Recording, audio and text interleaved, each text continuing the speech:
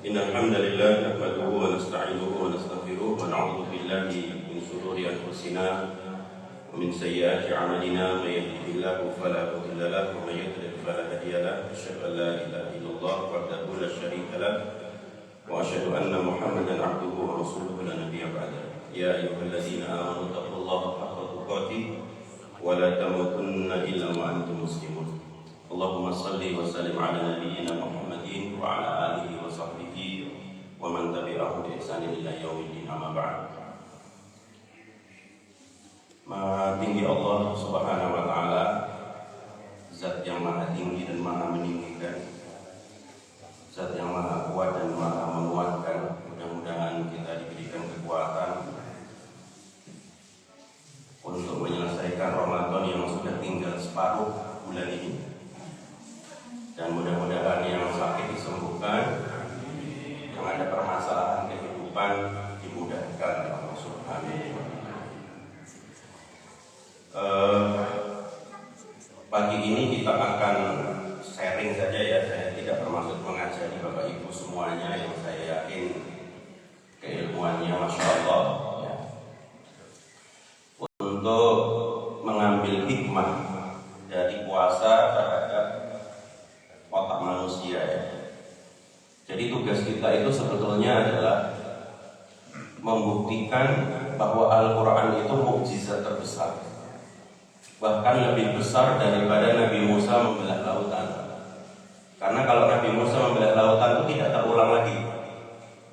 Bahkan lebih besar daripada Nabi Sulaiman yang memindahkan istana Ratu Balkis dengan tentara-tentaranya. Karena itu kejadian yang tidak terulang lagi. Tapi Al-Quran itu adalah mukjizat yang sampai hari kiamat kita akan terbuat terkaget-kaget oleh penemuan-penemuan mutakhir, dan tidak ada satupun ayat Al-Quran yang bertentangan dengan penemuan mutakhir. Salah satu contohnya yang paling sederhana, ayat susu ibu. Ayat susu ibu itu mungkin baru 20 tahunan, bahkan di Indonesia ini program penanganan stunting, tahu stunting ya Bapak Ibu ya? Stunting itu cebol itu baru mungkin 5 tahunan ini, dan salah satu program pemerintah adalah mengoptimalkan 1000 HPK, 1000 hari pertama kelahiran, dan salah satu programnya adalah ASI eksklusif. Padahal 14 abad yang lalu Allah sudah menyuruh kita untuk ibu-ibu 2 tahun untuk mengasihkan anaknya. Bahkan kalau ibu-ibu wanita karir ya, yang sekarang kan sudah banyak berubah Pak dunia ya, wanita yang harusnya tulang rusuk jadi tulang punggung sekarang, betul nggak? Iya kan? Wanita yang tadinya tulang rusuk itu jadi tulang punggung karena mungkin suaminya juga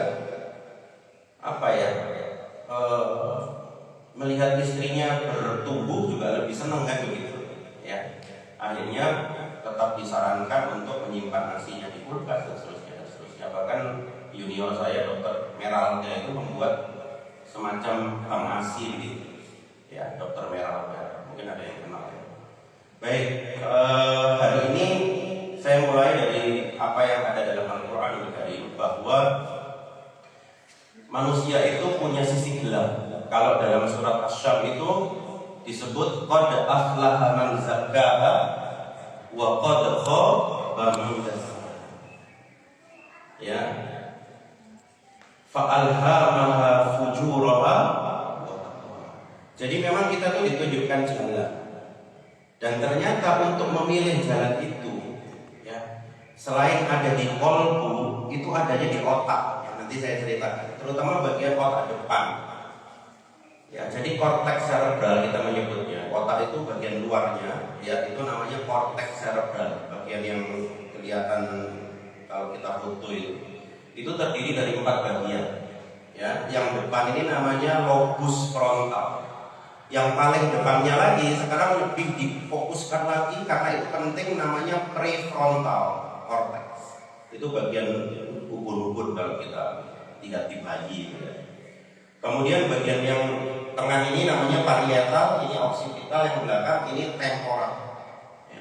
Jadi ternyata selain ada di kolbu, decision making proses itu ada di otak depan.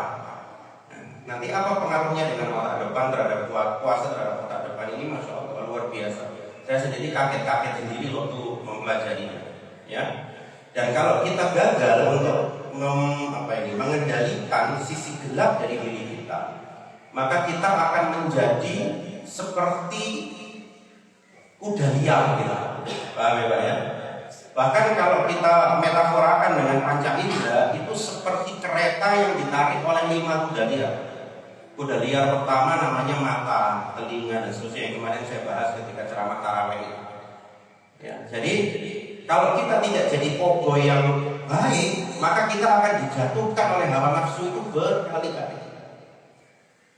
Ya, dan perlu saya jelaskan di sini, setan itu bukanlah pencetus dosa. Pencetus dosa itu siapa?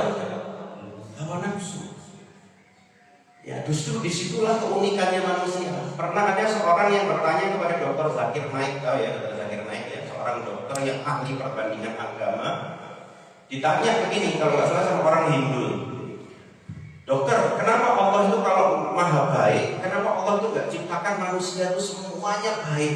Kenapa kok harus ada orang yang membunuh satu dengan yang lainnya, korupsi, memperkosa dan seterusnya? Kenapa Allah nggak ciptakan semua makhluknya itu baik? Dr. Zakir Naik itu senyum, jawabannya begini, bukankah Allah sudah punya makhluk kayak begitu? Namanya apa? Malaikat namanya. Malaikat itu semuanya baik Pak. Gak ada malaikat itu yang berzina, nauzubillah min dzalik, ngelirik aja tidak. Ya, jadi mereka itu fokus hanya pada standar operating prosedurnya. Suruh jaga neraka ya jaga neraka terus. Ya kan, Jibril itu untuk menurunkan wahyu ya bawa wahyu terus. Tapi lebih tinggi mana manusia sama malaikat Pak?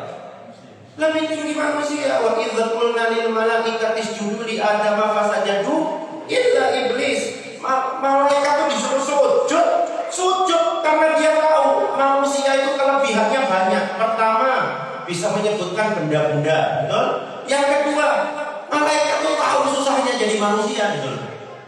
Manusia itu harus menundukkan pandangan, betul Pak? Manusia ini harus jujur. Karena ada dorongan untuk tidak baik, betul nggak? Tapi ternyata dengan dorongan yang tidak baik itu, jamaah Masjid Al-Ikhlas tetap jadi orang yang baik. Manusia bisa berzina, tapi dia memilih menikah, betul nggak? Hebat nggak manusia? Hebat. Ya walaupun kadang-kadang ya ono kurangnya juga. Saya alhamdulillah ini bukan mau menyombongkan diri. Saya pernah kursus di Melbourne, Pak. Waktu saya kursus di Melbourne dulu, saya amati di Australia, ya. Mereka tuh bisa rapi, rupanya itu masalahnya cuma di ketaatan lampu lalu lintas. Jadi kalau di Melbourne, lampu kuning itu mereka ngerem. Kalau kita itu ngegas, itu bedanya. Betul nggak? Ya, bahkan lampu merah aja di perempatan ITN dekat rumah saya, itu masih ngegas. Ini yang ketawa ini kayaknya mempertawakan diri sendiri. Iya, itu yang membuat kita ini. Terus kalau di Australia mungkin banyak ada yang lulusan Australia juga. Di Australia itu kalau lampu merah itu ada bunyi begini di lampu lalu lintasnya. Saya pernah tanya sama orang Melbourne, kenapa ada begini? Memberi kesempatan orang buta untuk menyeberang, walaupun belum tentu setahun sekali ada orang butanya berangkat. Bayangkan. Kita emang mau pikirin, betul? Nah, kadang-kadang begitu, nafsu kita yang mengalahkan segalanya. Makanya kata Rasulullah SAW, al-kayyishu man dana nafsahu wa 'amila lima ba'dal maut. Kalau Rasulullah, orang cerdas itu orang yang dapat mengendalikan diri. Jadi cerdas untuk Rasulullah itu bukan IP 4 Pak. Ya, percuma orang itu akademisnya hebat tapi emosi spiritualnya jeblok. Ya, yang dicari itu orang yang bisa mengendalikan diri. Kalau istilah psikologinya itu dia punya self control gitu. Lampu kuning ngeri, ojo ngegas. Cuman susahnya itu kalau kita ngerem di Indonesia ditabrak dari belakang. Karena gila itu kesepakatan kalau di Indonesia itu. Betul nggak? Iya kan? Di Indonesia itu kan benar dan salah itu kesepakatan. Kesepakatan kadang-kadang antara hakim, jaksa, betul nggak ya? Mohon maaf ini jangan tersinggung loh, ya. Tapi kenyataannya kadang-kadang begitu katanya, ya. Saya juga nggak tahu. Mudah-mudahan banyak hakim yang benar ya. biar agak bangun sedikit, saya agak ngeritik-ngeritik boleh ya. Baik, saya mulai dari ini tentang otak ya. Kalau teman-teman nanti ke Massachusetts, negara bagian Massachusetts itu ada universitas terkenal di situ ya, Harvard, MIT, Boston Uni, ya, UMass, University of Massachusetts ya. Nah, kalau kita ke museum anatominya punya Harvard, ya, kebetulan kita di Malang itu juga punya museum anatomi, ya, cuman lagi ditutup karena pandemi. Jadi kalau mau lihat beberapa sediaan anatomi bisa datang ke Departemen Anatomi di Fakultas Kedokteran Brawijaya ya. Jadi ketika kita datang ke namanya Warren Anatomical Museum di Harvard Medical School di Boston itu ada tengkorak yang memang disimpan. Karena tengkorak ini itu menjadi salah satu pionir revolusi perkembangan neuroscience ya, atau perkembangan tentang otak manusia. Kalau kita lihat otaknya ini nama orangnya itu Phineas Gage ya. Otaknya itu bolong di daerah prefrontal atau daerah frontal. Nih, bisa lihat ya Bu ya, Pak. Rupanya si Phineas Gage itu mengalami kejadian seperti ini, Pak. Jadi dia ini adalah seorang operator dinamit untuk menghancurkan jalan kereta api yang melewati bukit-bukit keras itu. Nah, satu saat terjadi kecelakaan kerja, ada besi itu nusuk di sini, namanya os maxilla, di tulang pipi, masuk ke bawah belakang mata, nervus opticus, langsung tembusnya di otak depan. Apakah dia hidup? Hidup. Kalau nggak hidup, kita tidak bisa bahas di Masjid Al-Ikhlas ini. Dia itu masih hidup, bahkan sempat jalan beberapa kilo, datang ke seorang dokter keluarga, akhirnya dirujuk ke dokter bedah, dibedah, dan dia masih hidup beberapa tahun. Cuman anehnya, ya, dia mengalami perubahan yang drastis dalam perilakunya. Jadi tiba-tiba dia itu jadi orang yang pendiam, apatis. Kemudian yang tadinya pekerjaannya selesai dengan cepat, sekarang itu suka menunda-nunda. Kalau istilah orang Malang itu saksik kayak gitu. Tahu sik ya, Pak ya? Sik itu punya anak cucu, namanya sik lagi. Jadi dia wakil beranak pinak. Ya. Nah, singkat cerita, ya, para ahli kemudian menemukan bahwa Phineas Gage itu mengalami perubahan perilaku karena ternyata ada bagian otaknya yang rusak, yaitu bagian otak depan, atau sekarang lebih banyak disebut dengan PFC, prefrontal cortex. Dan prefrontal cortex itu gampangnya dia itu sebagai executive function, ya, dia itu seperti mengendalikan perilaku kita, ibarat mobil. Coba Bapak saya kasih alfa tapi ganok setirnya, belum nggak kira-kira? Ganok gasnya, ganok ringnya, ya bahaya nggak mobil itu? Bahaya, walaupun ada airbagnya, ganok setirnya.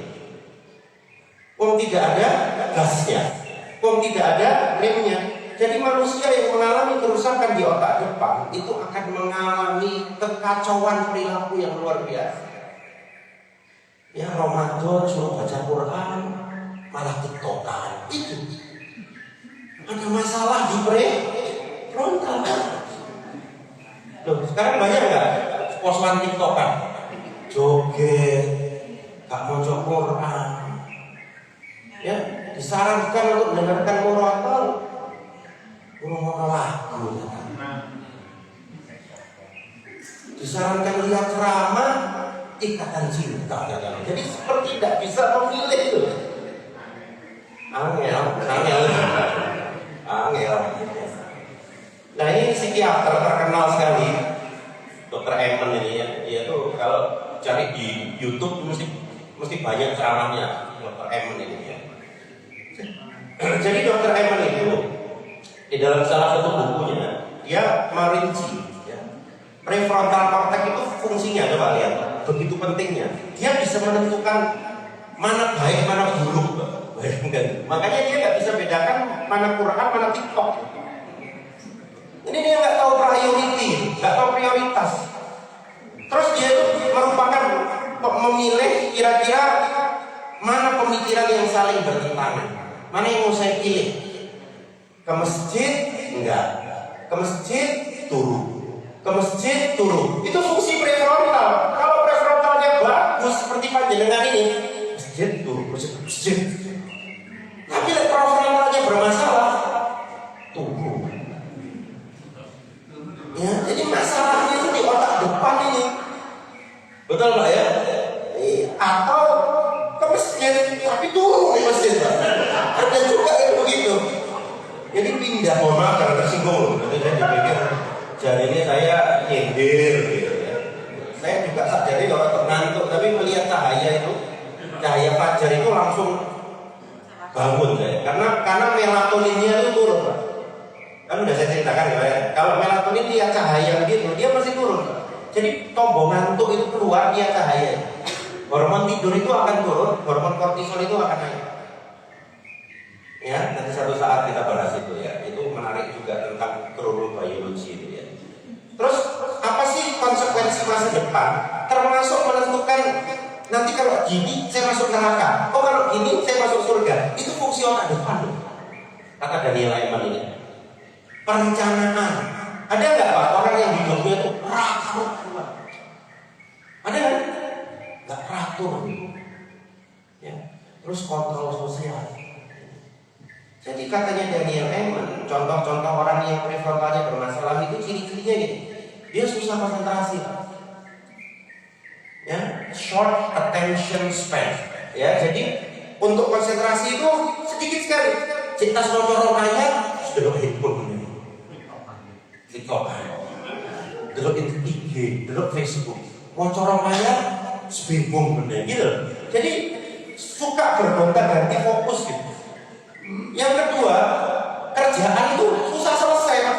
Start many project but finish few.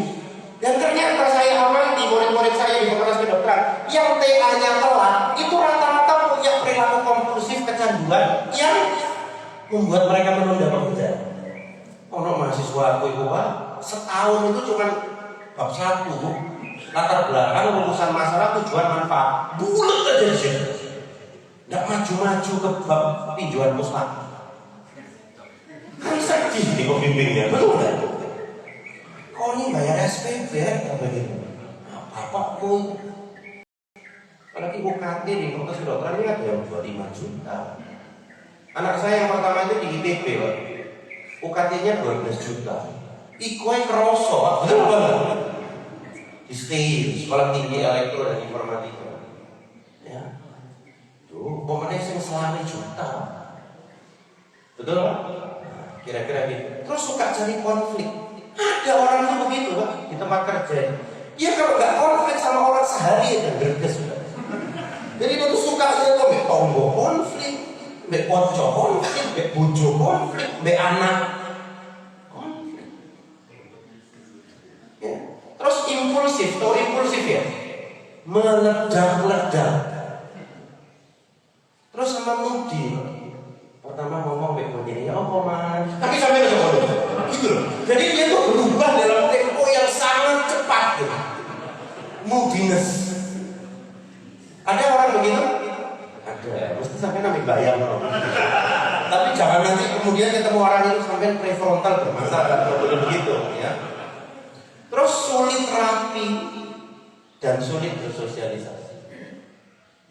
Saya pernah ngisi Pak di Brawijaya, saya nggak sebut fakultas mana ya. Saya ngisi tentang ini. Tiba-tiba waktu saya pulang, ada seorang kandidat dokter yang sudah 7 tahun tidak selesai-selesai. Dia bilang, yang panjenengan sebelum senior saya jauh di salah satu fakultas. Sampai itu benar Mas. Saya sekarang tahu apa hubungannya rumah saya dengan disertasi saya. Jadi Anda kalau ke rumah saya, sepatu itu nggak teratur, seperti ada kos-kosan. Padahal yang tinggal di situ cuma 3 orang. Jadi saya itu sulit rapi. Makanya disertasi saya 7 tahun tidak selesai. Dalam berarti nunggu 7 tahun itu sekolah kedokteran. Betul nggak ya? Jadi ada hubungannya. Yang bermasalah itu otak mana? Otak depan. Dan yang membuat saya kagum dan Masya Allah Subhanallah itu takjub. Ternyata otak depan itu sudah ada dalam surat Al-Alaq ayat 15-16. Surat Iqra itu Pak. kalla la illam yantahi la nasfa'an bin nasiyatin kadibatin khotiyah. Nasiyah itu otak depan. Coba lihat, sungguh jika mereka tidak mau berhenti, maksudnya bermaksiat, akan kami sertakan, cabut ubun-ubun mereka, rusak otak depannya. Nasiyatin kadibatin khotiyah, itulah otak-otak depan orang yang dusta dan durhaka. Jadi orang durhaka itu yang rusak otak mana? Kata siapa itu? Kata Allah. Jadi Allah itu ahli otak. Lawang sing nyiptakan, betul? Jadi Al-Quran itu sangat presisi, nggak salah sama sekali. Kalla la illam yantahi la nasfa'an bin nasiyatin kadzibatin khotiyah. Otak itu ada 4. Kenapa Allah nyebutnya kok nasiyah? Itu enggak. Ini namanya ijazul Quran, sanurihim ayatina fil afaq wa fi anfusihim hatta yatabayyana annahu. Akan kami tunjukkan tanda-tanda kekuasaan kami di ufuk langit dan pada dirimu sendiri. Bayangkan. Ini Pak Heru lebih hafal lagi ayatnya. Ini kalau enggak ditemukan sama alat modern, sama kasusnya Phineas Gates, orang enggak tahu kebenaran Al-Quran. Dan ini baru ditemukan 30 tahun terakhir, 40 tahun lah mungkin. Masya Allah. Betul Pak? Lanjut ya. Nah selanjutnya ini tentang marshmallow test. Ini hubungannya sama puasa. Jadi ada seorang psikolog, dulu waktu riset ini dia masih belum jadi profesor, namanya Walter Mischel. Kalau nggak salah saya sempat lihat di websitenya Stanford University itu, beliau ini masih hidup tapi udah sepuh, udah S3, sampai sepuh ya. Jadi Walter Mischel ini terkenal sekali karena penelitian dia ini yang kemudian diambil oleh Daniel Goleman dalam bukunya yang sangat terkenal, Emotional Intelligence, kecerdasan emosional ya. Jadi marshmallow itu seperti permen Yupi loh, yang apa macam-macam, ada yang panjang, ada kan gitu ya. Jadi anak-anak itu dikasih sebuah choices ya. Mereka mau ngambil permen sekarang cuma dapat 1, tapi kalau mereka mau menunggu 5 menit mereka dapat 3. Jadi kata kuncinya adalah menunggu.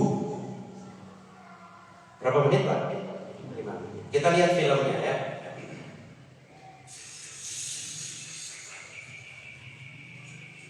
Jadi anak-anak ini diantar sama orang tuanya, dikasih CCTV yang mereka tidak tahu. Ya, kemudian mereka dikasih sebuah pilihan. Mereka mau ngambil permen sekarang atau mereka mau menunggu 5 menit, mereka dikasih permen berapa? 3. Ya, kira-kira begitu. Dan mereka tidak tahu kalau lagi dilihat ya, ada sekitar 20 anak TK. Saya pikir ketika saya belum tahu ilmu tentang otak, yang nggak lulus itu yang gemuk-gemuk aja Pak. Ternyata sing lemu kuru juga lulus. Yang lulus itu hanya 1/3. Yang 2/3 itu tidak lulus. Nah ini contohnya ini. Ya ini kan kurus nih. Tapi ini termasuk yang nggak lulus Bapak Ibu. Ya. Karena mau permen sekarang dapat 1, tapi kalau ayah keluar 5 menit nanti ayah kembali, kamu tak kasih 3. Understand? Ngerti ya. Cuk-acuk kebetulan permennya. Oke, gitu ya. Banyak yo-yo, Pak. Nanti kita lihat. Karena di samping saya itu permen kabel. Permen semua. Loh, itu permen Sweet Factory. It's sweet baby. Namanya anak-anak. Permen itu surganya mereka. Es krim taruh permen, masih beler hijau es krim. Anak-anak itu kan gitu. Ya, bisa deh. Menarik ya. Sing lemu ini kira-kira lulus gak? Hampir pasti tidak lulus. Terus ini Pak. Coba. Sengaja dikasih cobaan di situ. Cobaannya anak-anak itu kan permen. Allahu Akbar. Gak poso. Sorry. Nah, 2/3 anak tuh nggak kuat. Apalagi permen sepanjang ini Pak. Ini wis luar biasa. Iki malah nurut, mulai bisa. Nah, coba lihat, otak apa yang belum matang di sini? Lobus frontal. Luar biasa. Jadi kenapa mereka nggak lurus? Apa yang belum matang di otaknya? Lobus mana? Frontal. Otak dapat. Kalala illam yantahi lanasfa'an binnasir. Dan ternyata setelah diikuti longitudinal study, ya, tahun 88, 90, 2011 lebih kelihatan lagi anak yang bisa menahan diri lebih sukses dalam studinya, mereka bahkan lebih sukses dalam karirnya. Dan ternyata setelah ada specs functional MRI yang lebih canggih daripada CT scan, kita bisa lihat bahwa prefrontal cortex mereka lebih aktif. Itulah rahasia puasa. Padahal puasanya make 5 menit. Sekarang saya tanya sama panjenengan, 5 menit itu lama atau sebentar? Sebentar. Ya, otak yang matang itu langsung ngomong sebentar. Otak yang nggak matang mikir.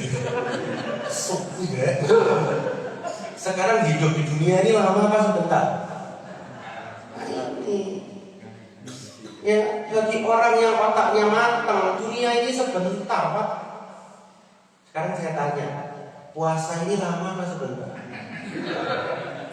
Nah, bagi orang yang otaknya belum matang, maka puasa dari subuh sampai maghrib itu lamanya luar biasa. Walaupun usianya sudah 60, otaknya otak anak-anak. Gak kuat ya, kalah sama anak saya kelas 2 SD, kelas 3 SD. Betul? Ya. Ya, apalagi summer di Australia. Summer bahasa gini ya. Panas. Waduh, luar biasa. Betul ya? Jadi hidup di dunia ini bagi orang yang otaknya matang, nasihatnya tidak durhaka, dunia ini sebentar Pak. Dia bisa mengatur dirinya seperti makan bakso ini loh. Kita tuh sebetulnya sudah ada kemampuan itu, namanya delaying gratification. Puasa itu kalau dalam ilmu psikologi, kita bisa bertahan dalam ketidaknyamanan sebentar demi kenyamanan yang lebih lama. Gak popo aku gak iso mangan kurma saiki kok buka ya iso mangan kok. Betul enggak? Gak popo aku gak iso mangan bir nek donya iki kok nek swarga ya aku iso ngombe kok. Bahkan birnya gak kena cukai, namanya sungai, vanilla seluruh. Betul enggak? Loh iya kan? Gak popo aku setia karo bojoku, aku gak medokan. Wong aku yo entuk bidadari yang ratunya dipimpin oleh istriku tercinta. Jadi orang yang beriman itu tenang sekali hidupnya. Seperti kita makan bakso. Coba saya mau tanya sama Bapak Ibu, kalau ada bakso seperti ini, yang dimakan terakhir apa aja? Pentol. Ini kayaknya ijma ini semuanya. Mesti pentol terakhir. Kenapa pentol itu terakhir Bapak Ibu? Soalnya paling enak. Betul apa enggak? Yang pertama apa? Iya, pertama itu gak tahu. Tapi saya sudah meneliti di beberapa bakso di Malang ini, tahu itu lebih banyak yang pertama. Kecuali bakso Solo karena nggak ada tahunya kan. Ada bakso Solo itu pentol di sukun kok. Paham ya Pak ya? Nah kira-kira begitu. Kenapa kok orang itu mau makan tahu dulu terus baru pentol? Karena dia tahu pentol itu lebih enak. Sekarang saya tanya, surga sama dunia lebih enak mana? Surga. Jadi kalau ada orang masih ikhlas diiming-imingi korupsi, sorry Pak, korupsi ku tahu, kok surga lebih enak, gitu loh. Kalau di surga pentol ya, gede bisa. Paham ya Bapak Ibu ya? Kira-kira begitu.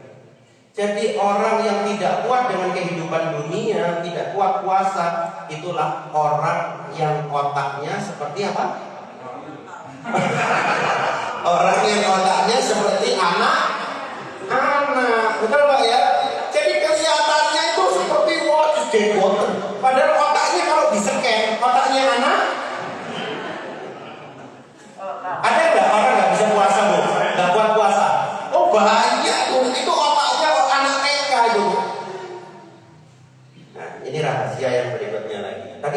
otaknya apa, orang yang nggak kuat di dunia ini? Anak-anak. Sekarang saya tanya, siapa yang suka bermain-main? Anak-anak atau orang dewasa?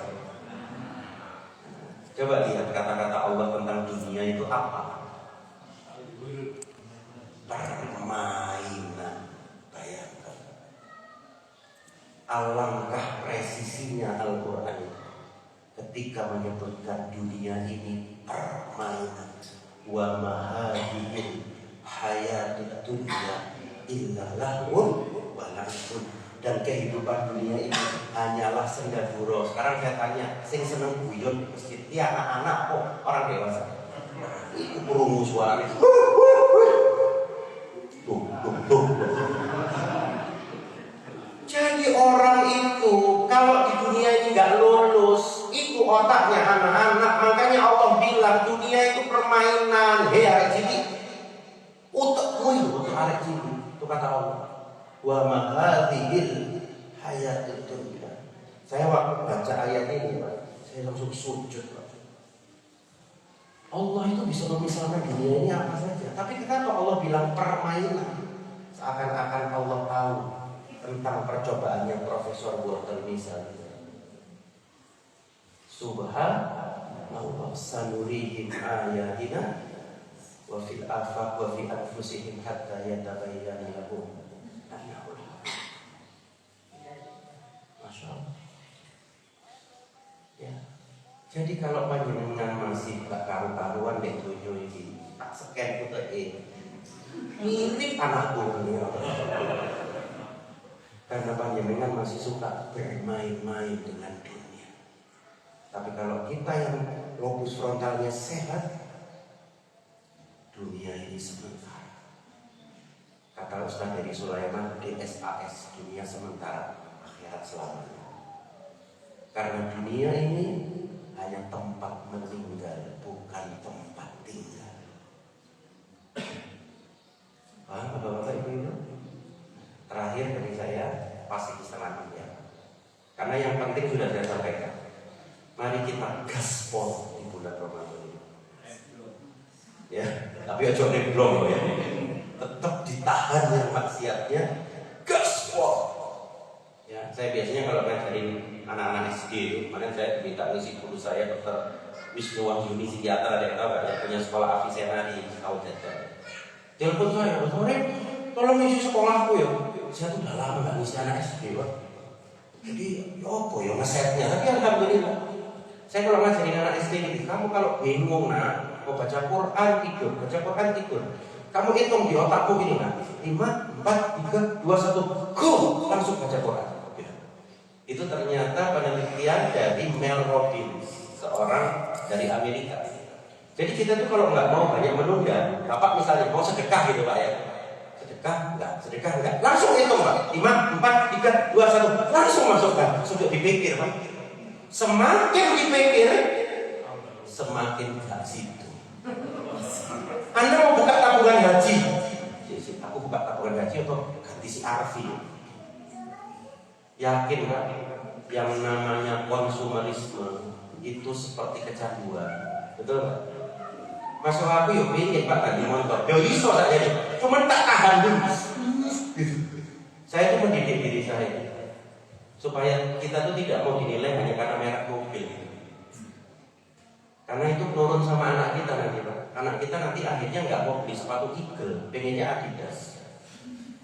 Coba anak sekarang, ayo beli sepatu ke Bata, mama masuk Bata, toko bangunan aja. Enggak jelas Pak, ada saya kira Bata itu jalurnya sport station. Betul apa betul? Soalnya bapaknya gengsian, anaknya yo gengsian. Betul Pak? Terutama masalah Quran, mudah-mudahan kita bisa menghatamkan Al-Quran lebih dari 1 kali. Amin. Ya. Saya kira begitu Bapak Ibu, yang bisa saya sampaikan saya sharingkan pagi ini. Saya mohon maaf jika ada kata-kata yang kurang berkenan.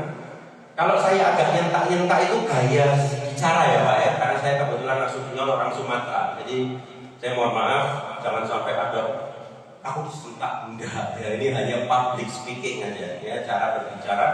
Dan mudah-mudahan dengan begini Anda lebih yakin dengan ayat-ayat Allah terutama Al-Qur'anul ya, dan keyakinan itu membawa kita untuk lebih mencintai Al-Qur'an. Inna lillahi ahlina minan nas itu ya. Sesungguhnya Allah punya keluarga dari manusia. Man hum ya Rasulullah, siapakah mereka ya Rasulullah? Hum ahlul Qur'an, ahlullah wa khasatuhu. Dari sahih ya. Mereka adalah ahli Quran. Mereka itulah keluarga Allah dan Allah mengistimewakan mereka. Mudah-mudahan kita termasuk para ahli Quran, termasuk anak cucu kita. Wallahu a'lam bishawab. Subhanallahumma wa bihamdika. Oh, ada pertanyaan? Monggo 1 2, silakan. Teori yang masih dikenal dan masih update ada 3 prinsip kecerdasan, ada intellectual quotient, emotional quotient, dan spiritual quotient. Yang menjadi pertanyaan bagaimana kita untuk menyelaraskan, menyeimbangkan sehingga itu proporsional dan emosional. Iya. Insyaallah. Pertanyaannya luar biasa sekali. Ya. Jadi jawabannya ada di sini, di hadis ini. Jadi yang saya ceritakan tadi itu sebetulnya adalah bagian dari kecerdasan emosi dan spiritual yang sudah ada di hadis ini. Walaupun ada yang mendoifkan dari sini, ya, tetapi ada jalan-jalan lain yang menjadi penguat dari hadis ini. Ya. Jadi cara menyelaraskannya sebetulnya adalah ada pada puasa. Jadi puasa itu training yang paling komprehensif, bahkan lebih komprehensif dari training ESQ sekalipun. Saya kebetulan muridnya Pak Ari Ginanjar ya. Saya tersertifikasi professional coach dari ESQ ya. ESQ itu kan 2 hari berarti ya. Tambah 2 hari lagi, tambah 2 hari, cuma 6 hari Pak. Iya. Bayar lagi. Ramadan itu sebulan trainingnya. Kan biasanya orang keluar training besok balik awal. Kita kan nggak disuruh, nggak diawasi. Jadi puasa adalah training ESQ yang paling dahsyat. Makanya setelah puasa Ramadan lanjutkan dengan puasa-puasa yang lain. Tapi syaratnya ya sama kayak training lah. Training itu kalau ketik absen loh. Ya puasa itu asal benar puasanya yang disebut dengan shaumul khusus ya, apalagi shaumul khusus insya Allah. Seperti yang saya bilang kemarin, Anda keluar dari Ramadan ini kecerdasan emosi spiritual Anda akan meningkat. Ya opo Pak, kate korupsi. Wong buka kurang sak menit kayak panjenengan gak khawatir. Ayo berani ya Pak? Kurang sak menit Pak. Misalnya maghrib 5.29, Pak 5.28 loh. Ayo Pak. Sak detik aja Anda gak berani. Betul kan? Apalagi 1 miliar. Betul nggak? Betul. Coba anak-anak yang otaknya matang itu. Nah, kurang 1 menit nah, butuh 5 menit. Kurang 1 menit kamu mau buka? Enggak. Aku mau maghrib. Bayangkan kalau kita bisa mendidik anak begini, insya Allah APBN kita aman. Betul kan? Betul? Iya kan? Insya Allah. Gimana bisa main, mohon maaf, pacaran, menundukkan pandangan terus puasa? Jadi pertanyaannya Pak Heru ini luar biasa. Puasa itu ini training akbar, betul ya? Dari Allah langsung, makanya pahalanya kan dari Allah langsung. Kata Allah, as-sawmuli wa ana ajzi bihi ya. Puasa itu untukku, betul? Dan aku yang akan membalas. Jadi puasa itu terserah Allah. Kalau amalan yang lain itu 700 kali maksimal. Kalau puasa mau 1 miliar kali, 1 triliun kali, tergantung kualitasnya kita dan tergantung Allah. Suka-suka Allah, Allah mau ngasih hadiah berapa. Dan Allah itu suka ngasih surprise nanti di hari kiamat. Loh ya Allah, saya mau dapat pahala banyak ini. Soalnya puasamu hebat. As-sawmuli wa ana ajzi bihi. Hanya dua amalan yang rewardnya itu sama Allah dibuat tidak terbatas. Puasa sama apa? Ada yang tahu kan?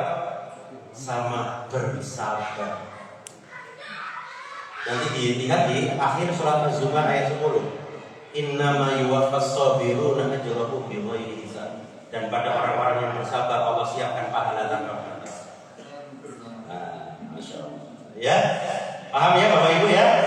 Oke, mudah-mudahan itu bisa dimanfaatkan. Termasuk saya juga latihan terus Pak. Ya kita tahu lah puasa ini nggak mudah ya, tapi itu kita akan terus berlatih. Saya kira gitu Pak. Itu wallahu a'lam bishawab. Ada lagi satu, kalau ada, kalau tidak ada nggak apa-apa, nggak usah dipaksa. Ya. Hanya ibu-ibu kan masih punya tanggung jawab insani, ya. Ngurusi anak maksudnya. Iya. Cukup ya, mudah-mudahan bermanfaat. Kita tutup dengan doa kafaratul majelis. Subhanallahumma wa bihamdika asyhadu an la ilaha illa anta astaghfiruka wa atubu ilaik. Assalamualaikum warahmatullahi